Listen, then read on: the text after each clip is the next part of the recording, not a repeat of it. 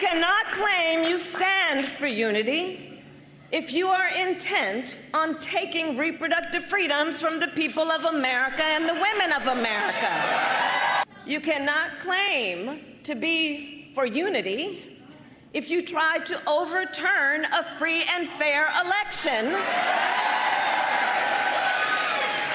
and threaten to terminate the United States Constitution. With President Biden sidelined because of COVID, Vice President Harris is taking center stage on the campaign trail, rallying Americans around a woman's right to make decisions about her own body and, of course, warning of the dangers surrounding Trump's Project 2025. Joining us now is Olivia Troy. She is a former Homeland Security and Counterterrorism advisor to Vice President Mike Pence. She also moderated an event with Vice President Harris this week. Olivia, it is always good to see you. I want you to take a listen to what Vice President Harris had to say about reproductive rights and sort of the tension that some voters who may not consider themselves pro-choice might feel. Take a listen. Most people believe that one does not have to abandon their faith or deeply held beliefs to agree the government should not be telling her what to do with her body. Right? If she chooses, she will talk with her priest or her pastor or her rabbi or her imam, but it shouldn't be the government telling her what to do. Olivia, I'm curious how you think that message about framing this taking away of reproductive rights as government overreach plays specifically with Republican women. You know, I think that was a very powerful moment during that panel.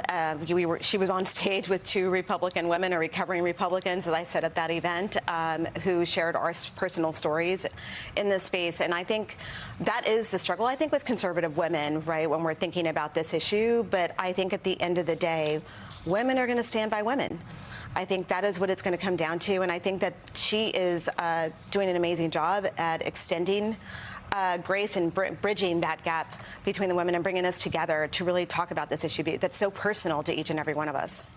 Olivia, how do you see the vice president's role in not just persuading Republican women, but making a more expansive, persuasive argument to center-right independents, Republicans, conservatives like myself who have been sidelined by the Republican Party?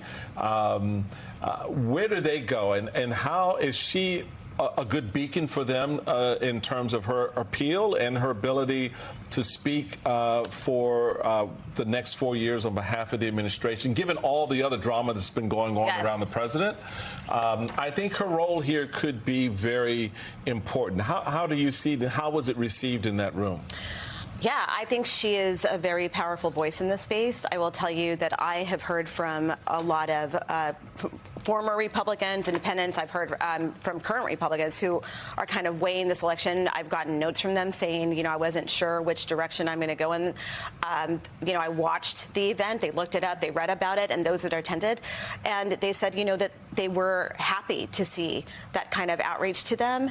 And it really made them reflect. And I think, some of the topics that she covered, I can say she was very relatable, very genuine when she was up there, and I could see the audience was listening and taking it in. And then in the aftermath, I had people walk up and say, thank you for doing this.